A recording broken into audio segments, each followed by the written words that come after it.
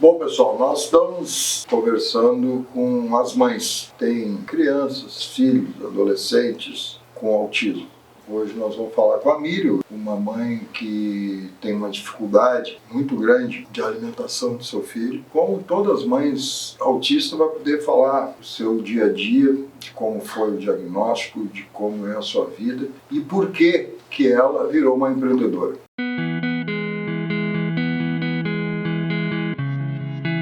Primeiramente, muito obrigada pelo convite. A minha caminhada com o autismo começou, digamos que a partir do momento que eu peguei o diagnóstico. Na verdade, ela começa antes, mas ela não começa clara. E eu tive uma dificuldade para chegar no diagnóstico, porque como o autismo dele é leve, os médicos não conseguiam chegar a um consenso. Independente de ser leve ou não, a gente tem as nossas dificuldades. E uma das características mais fortes do meu filho foi a regressão da fala e a seletividade alimentar.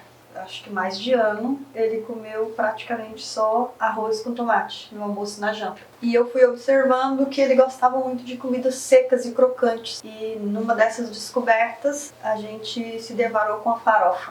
E acabou virando o prato da vez. Então ele comia farofa com arroz, farofa com tomate, farofa sozinha, no almoço, na janta, no lanche. Virou até lanche de escola. Então acho que ele passou uns 6 meses comendo assim, farofa todos os dias. A companhia da farofa surgiu da necessidade de alimentar melhor o meu filho. Está comendo outras coisas, mas a farofa continua. Às vezes ele quer, às vezes ele não quer. Hoje já se passou 3 anos, né? Então às vezes ele come, às vezes não, mas ele fala pra todo mundo que a mamãe faz a melhor farofa do mundo. Como foi para ti chegar no aniversário e teu filho querer pedir farinha, querer comer tomate? Como é que é isso para ti? Foi desafiador, porque você faz com carinho algumas coisas que a criança não come. Então é difícil, é frustrante. E onde eu ia eu levava um tomate. Onde eu vou, na verdade, eu ainda levo tomate, porque eu não sei o que vai ser servido, eu sei que o tomate garante, né? Então o tomate ele nunca deixou de comer. Mesmo que não seja uma comida crocante, mas é uma das coisas que ele sempre gostou. Mas é complicado, né? Porque nas festinhas ele não come. Graças a Deus ele foi desenvolvendo o paladar, melhorando, e entre as comidas crocantes que ele passou a gostar, que era só batata palha, coitinha, essas coisas mais industrializadas, um dia a gente chegou no supermercado, eu tava fazendo compra, ele pegou uma cenoura e mordeu. Eu olhei assim, falei, come, suja, do jeito que tiver, tá ótimo, tá comendo, não tô nem aí. Eu fiquei só olhando, né? Aí uma outra vez a gente foi, ele pegou um pepino e comeu, eu deixei. Cru? Cru. E aí, graças a Deus, começou a comer tomate com pepino e cenoura. Como é esse mundo, assim, de chegar lá no CTG, tem churrasco, tem um monte de coisa, daqui a pouco abre a bolsa, toma o teu tomate, toma a tua cenoura, a tua farofa. Como é que é isso pra ti? Como é que é os olhares em cima de ti? Já teve mais situações assim, constrangedoras, mas agora não, agora o pessoal entende, inclusive eu levo farofa para esses eventos e conto a história e as pessoas acham bacana, né, como foi que aconteceu, mas aconteceram situações assim, bem chatas, né, que a gente às vezes fica constrangido, principalmente a questão comportamental. A questão do alimento eu nem me ligo muito, assim, eu não me importo que as pessoas falem. O que mais me incomoda mesmo me incomodava, né, ainda incomoda, claro, é a questão do comportamento dele, né? Ele não consegue interagir muito tempo, ele tem uma obsessão por ganhar, não aceita perder, é uma característica dele, né? Claro que tem outras crianças que têm isso, mas tipo, dentro do autismo, esse tipo de situação é mais potencializada. Uma dificuldade de lidar com a frustração. E é normal, mas é muito difícil para ele aceitar. Mas esse preconceito é uma coisa diária na vida de uma mãe autista, né? Que é uma luta incansável, né? Tem que explicar para as pessoas que teu filho é especial. Às vezes a gente está tão cansado que você nem quer explicar nada, deixa passar algumas coisas, mas na maioria das vezes a gente tem que falar, né? Olha, meu filho, eu não costumo, talvez seja um preconceito ainda meu, né? Mas eu não costumo dizer, meu filho é autista. Normalmente eu digo que meu filho está dentro do espectro de autismo. Então eu costumo dizer, olha, me desculpa, às vezes eu peço desculpa, né? Meu filho está dentro do espectro de autismo e tal. Algumas pessoas se sentem, acabam, como é que fala? Se Solidarizando. Eu não vou dar conta de falar. Isso, essa palavra aí. Te dá um conforto. E outras pessoas, às vezes, se constrangem porque ela teve uma atitude que não foi legal. E aí, quando você fala, ela acaba se constrangendo. Mas eu já passei por situação de que a mulher se irritou. Irritou porque teu filho era autista. Porque ele estava agitado, ele estava impaciente e ela se irritou. O autista, ele nem tá ligado no que tu tá falando para ele. Quando tu tá em crise, tu tá falando para a mãe. É a mãe que sente aqui dentro do coração.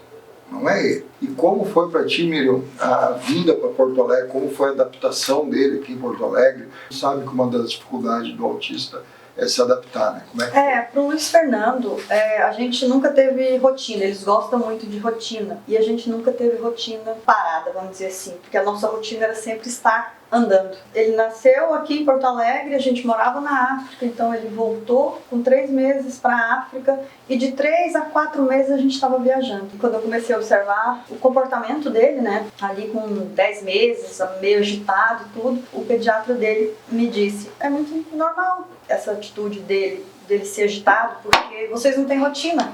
A rotina de vocês é sempre um lugar diferente, uma língua diferente, um ambiente diferente, pessoas diferentes, brinquedos diferentes, tudo é diferente. Então é normal a criança ficar um pouco agitada. Até então era só uma agitação, né? Porque o diagnóstico mesmo eu fui ter com quase 4 anos. Demorou tanto esse diagnóstico? 4 anos para ter esse diagnóstico. Qual foi a barreira disso? Qual foi a dificuldade disso? Na verdade, os médicos dizem que até 2 anos é difícil.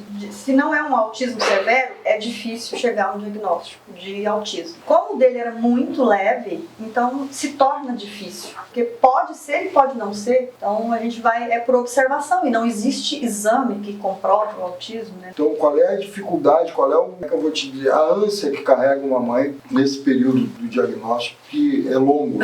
Falando assim da minha experiência, quando eu percebi alguma coisa, eu já procurei uma psicóloga. E como ele teve uma regressão na fala também, eu procurei uma fono. E é o que eu falo para as mães que me procuram. Não espera um diagnóstico. Começa já com uma psicóloga. Porque a psicóloga, ela tem conhecimento e ela vai observar isso. E pode te indicar. Quem levantou a suspeita do autismo para mim foi a fono. Que disse que não era de estar te mudando, de estar andando, né? Porque que ele estava naquele estado. A fono te disse que provavelmente ele poderia ser autista. Sim. E como foi isso?